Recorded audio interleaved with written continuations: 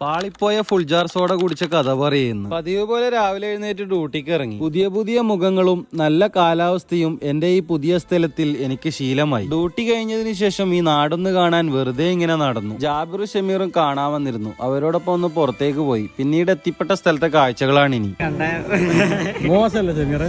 വളരെ മോശമായി. നീ ഇങ്ങനെ ഒറ്റയ്ക്ക് ഓളെ കൂട്ടാണ്ട് തിന്നാൻ പറ്റുമായിരുന്നോ? ഞമ്മക്ക് വരെ വാങ്ങി തന്നു നീ.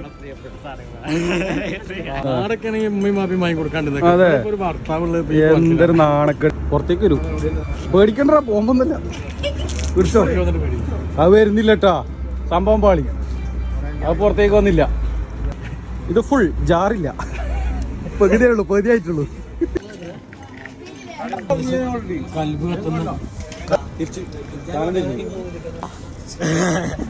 ഫുൾജാർ സോഡയ്ക്ക് ഇതെന്താ സാധനം അറിയില്ല.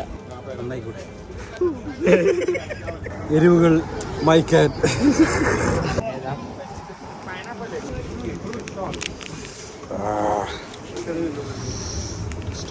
അങ്ങനെ ലാസ്റ്റ് നമ്മൾ ഋഷുവിനെയും കണ്ടോണ്ടാട്ടെ ഈ വീഡിയോ നിർത്തുന്നത്. അപ്പൊ ശരിയെന്നാ.